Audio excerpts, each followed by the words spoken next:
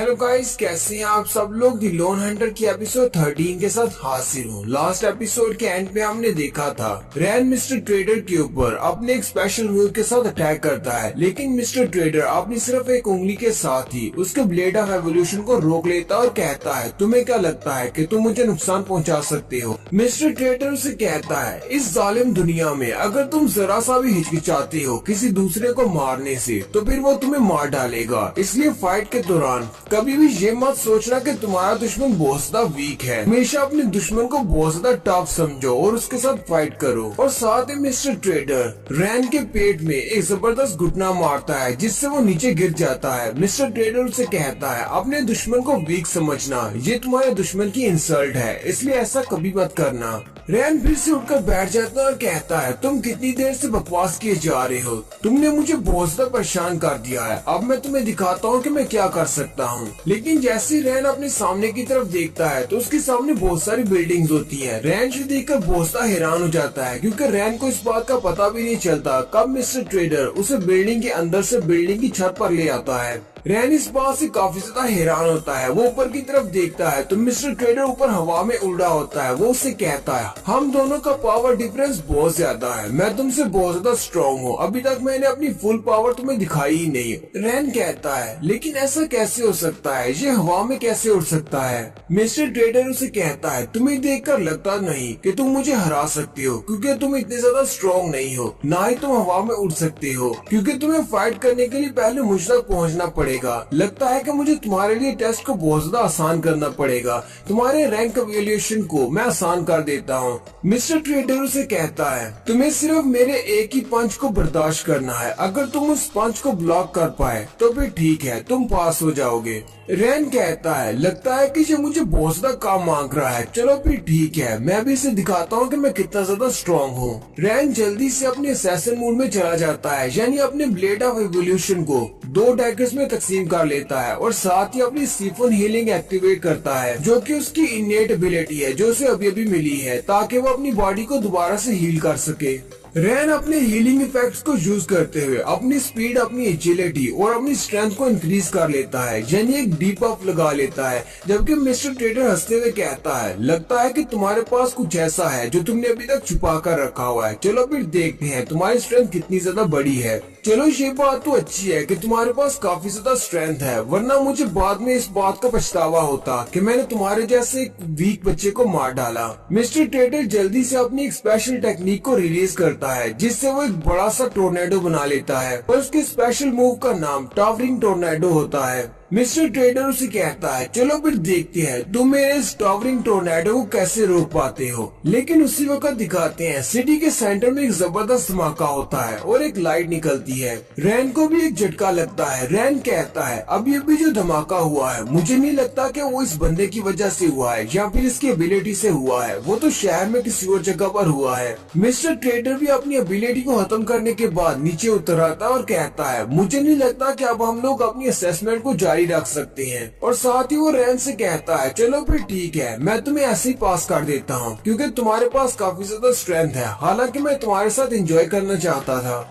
रैन उसे कहता है, क्या वाकई में तुमने मुझे पास कर दिया है, तो फिर जल्दी से बताओ मेरा रैंक क्या है। मिस्टर ट्रेडर उसे कहता है, मैं तो सिर्फ यहाँ पर तुम्हें चेक कर रहा हूँ कि तुम कितने ज्यादा स्ट्रॉन्ग हो, अगर तुम्हें वाकई में अपनी रैंकिंग को चेंज करवाना है तो तुम्हें नीचे जाकर टेस्ट देना होगा। यहाँ पर जो कुछ भी हुआ है उससे बस यही समझ लो कि मैं अपनी पर्सनल इंटरेस्ट के लिए तुम्हारे साथ कुछ मजे कर रहा था। अब जबकि तुमने सुन लिया है कि शहर के अंदर एक बहुत बड़ा धमाका हुआ है, इसलिए अब मेरी तुम्हारे अंदर कोई भी इंटरेस्ट नहीं रही, मैं उस तरफ जा रहा हूँ, अब तुम यहाँ से जा सकते हो। फिर मिस्टर ट्रेडर बिल्डिंग के किनारे पर जाकर खड़ा हो जाता है और वो नीचे देखता है तो नीचे एक पोर्टल होता है। वो रैन से कहता है, रैन यहाँ पर आओ, वो देखो सामने एक पोर्टल है, यहाँ पर एक डंजन ब्रेक हुई है। नेक्स्ट सीन एसोसिएशन के हेडक्वार्टर का दिखाया जाता है जहाँ पर बड़ी बड़ी स्क्रीन और मॉनिटर्स के ऊपर वो सारे लोग बैठे सबको एनालाइज कर रहे होते हैं। उन्हें पता चल जाता है कि एक सिटी गेट में डंजन ब्रेक हुई है। सारे लोग जल्दी से मेन हॉल में आ जाते हैं और कहते हैं, यहाँ पर क्या हो रहा है, या अचानक से अलार्म क्यों बजने शुरू हो गए। उनमें से एक लड़की कहती है, मैंने अपने रिसोर्सेज से कंफर्म कर लिया है, ये एक डंजन ब्रेक है जो कि सेज मोड की है। यहाँ पर सेज मोड का मतलब ये है कि एक डंजन ब्रेक होती है जिसके अंदर से मॉन्स्टर्स बाहर निकलना शुरू हो जाते हैं और इंसानों पर अटैक कर देते हैं। वो उन सब से कहती है ये डंजन ब्रेक सिटी एच में हुआ है। बाकी के सारे स्टाफ वाले उसे कहते हैं लेकिन ऐसा कैसे हो सकता है, हमने कुछ दिन पहले एनालिसिस किया था और ये सब कुछ तो 1 महीने के बाद होने वाला था। उनके मैनेजर उनसे कहते हैं किसी को भी पैनिक होने की जरूरत नहीं, जल्दी से करो और अपने एनालिसिस को कंप्लीट करो। मॉनिटरिंग टीम वहाँ पर जाओ और जाकर सारी जगह का जायजा लो कि वहाँ पर सिचुएशन क्या है, जबकि बाकी के सारे डेटा को इकट्ठा करने की कोशिश करो और जितने भी कम्युनिकेशन टीम वाले हैं वो सारे के सारे हंटर्स को ढूंढने में लग जाओ। जितने भी हंटर्स करीब हैं उन सबको वहाँ पर भेज दो मॉन्स्टर्स के साथ फाइट करने के लिए। चीफ जाओ भी ऑफिस में वापस आती है तो उसी वक्त एक बंदा भागता हुआ उसके पास जाता है और कहता है चीफ जाओ अब वापस आ गई, एक बहुत बड़ी मुश्किल हो गई है, सीज मोड की एक डंजन ब्रेक हो गई है। हालांकि ये सिटी एच में 1 महीने के बाद होने वाला था लेकिन ये आज ही हो गया है। अब हम लोग क्या करें, सिचुएशन बहुत ज्यादा बुरी है।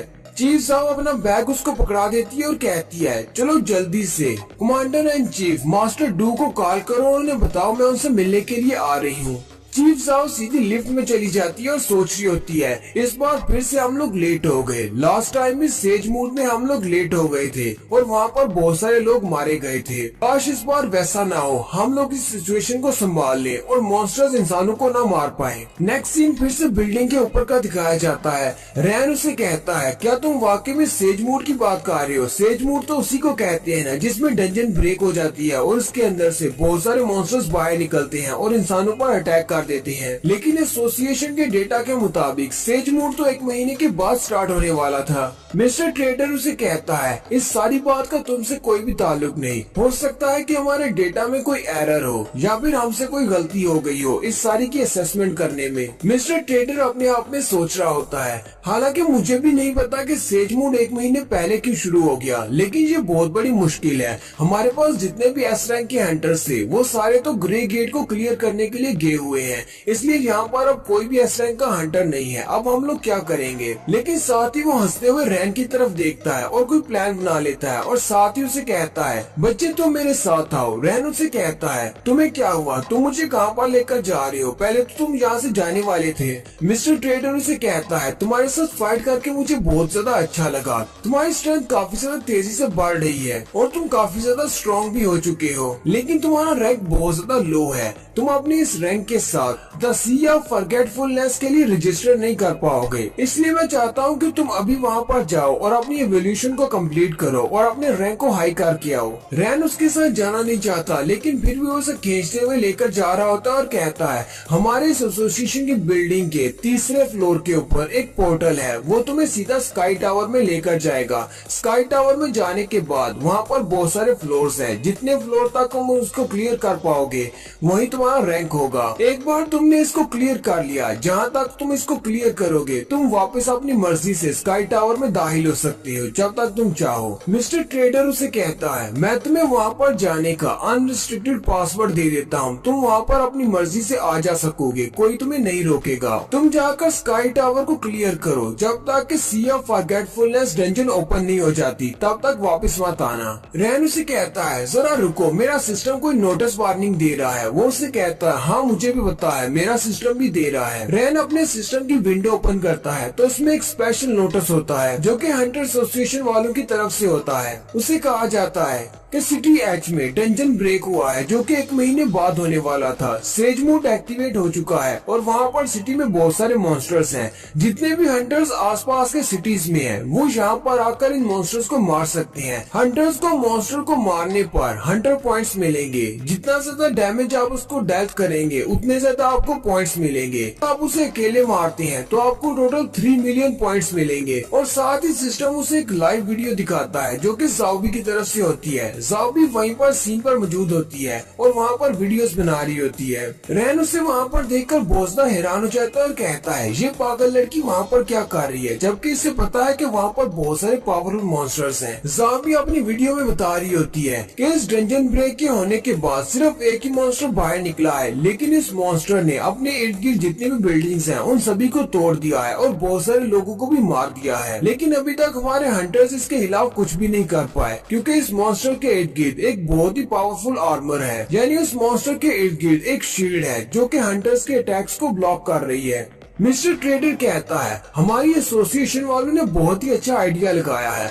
अब जबकि हमारे पास यहाँ पर एस रैंक के हंटर्स मौजूद नहीं है, तो हम लोग रिवार्ड्स देकर बहुत सारे हंटर्स को यहाँ पर बुलवा सकते हैं। एस रैंक के हंटर्स के मुकाबले में ये हंटर्स ज्यादा कुछ तो नहीं कर पाएंगे, लेकिन हंटर्स की तादाद ज्यादा होने की वजह से ये इस मॉन्स्टर को यहाँ पर थोड़ी देर तक रोक कर रख सकेंगे। मिस्टर ट्रेडर फिर से रैन से कहता है चलो जल्दी करो, तुम यहाँ पर खड़े क्यों हो, 3rd फ्लोर पर जाओ और उस पोर्टल के अंदर चले जाओ ताकि तुम्हें तुम्हारी रैंकिंग मिल सके। लेकिन रैन अभी भी वीडियो देख रहा होता है। जाओ भी कहती है मेरे कंधे पर चोट लगी है, लेकिन ये एक बहुत ही छोटी सी चोट है। आप लोगों के लिए मैं यहाँ पर वीडियो बनाती रहूंगी ताकि आप लोगों को लाइव स्ट्रीम मिलती रहे। रैन जी सारी वीडियो देखने के बाद मिस्टर ट्रेडर से कहता है प्लीज मुझे माफ कर देना, लेकिन मैं अभी के लिए रैंकिंग के लिए नहीं जा सकता। रैन उसे कहता है मुझे नहीं पता कि तुम कौन हो, तुमने मेरे साथ फाइट की और उसके बाद तुमने मुझे स्काई टावर की चाबी भी दे दी कि मैं वहाँ पर अपनी मर्जी से जा सकता हूँ। इसके लिए तुम्हारा बहुत बहुत शुक्रिया, लेकिन अभी मैं रैंकिंग के लिए वहाँ पर नहीं जा सकता। मुझे पोर्टल पर जाना है और सेज मॉन्स्टर को मारना है। मिस्टर ट्रेडर हंसते हुए कहता है कहीं तुम्हें उस छोटी लड़की की फिक्र तो नहीं हो रही जिसने तुम्हारे साथ डंजन को क्लियर किया था।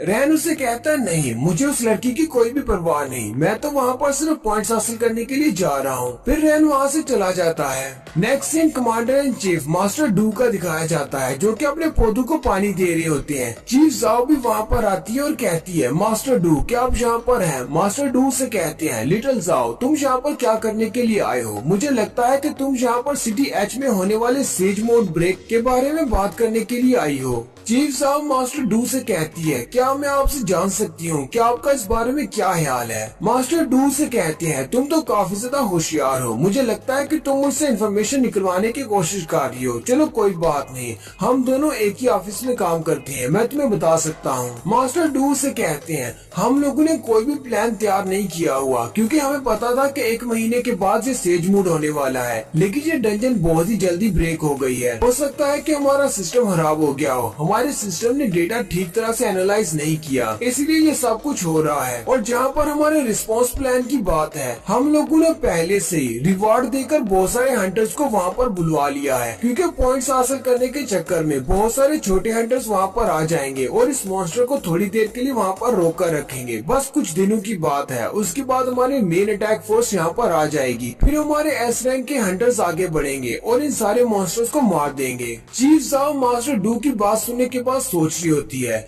अगर हम लोग इसी तरह करते रहे तो मुझे नहीं लगता कि हम लोग बच पाएंगे क्योंकि सेज मोड के अंदर से 2 दिन के बाद एक मॉन्स्टर बाहर निकलता है। लेकिन जैसे जैसे दिन गुजरते जाते हैं मॉन्स्टर्स की तादाद बढ़ती जाती है। अभी के लिए तो सिर्फ एक मॉन्स्टर बाहर निकला है, हमारे छोटे हंटर्स इसको हरा सकते हैं, लेकिन अगर इसमें से और ज्यादा मॉन्स्टर्स निकलते हैं तो क्योंकि हमारे एस रैंक के हंटर्स यहाँ पर मौजूद नहीं है, उन्हें यहाँ पर पहुँचने में 15 दिन लगेंगे और 15 दिन तक हमारे ये छोटे हंटर्स इनको रोक नहीं पाएंगे। ये मॉन्स्टर्स तो यहाँ पर तबाही मचा देंगे। चीफ साहब मास्टर डू से कहती है तो आपके कहने का मतलब है हमारे पास सिर्फ 15 दिन है, 15 दिनों तक हमने इनको रोका रखना है ताकि हमारे एस रैंक के हंटर्स यहाँ पर आ सके। मास्टर डू से कहते हैं हाँ बिल्कुल ऐसी ही बात है, 15 दिन तक अगर हम इनको यहाँ पर रोक कर नहीं रख पाए तो सिटी एच की हालत भी बिल्कुल सिटी एस जैसी होगी जो कि अब बिल्कुल डिस्ट्रॉय हो चुका है। और यहीं पर हमारी एपिसोड 13 का एंड होता है। एक्सप्लेनेशन अच्छी लगी हो तो कमेंट करके जरूर बताएं। चैनल को सब्सक्राइब कर दें, वीडियो को लाइक और शेयर कर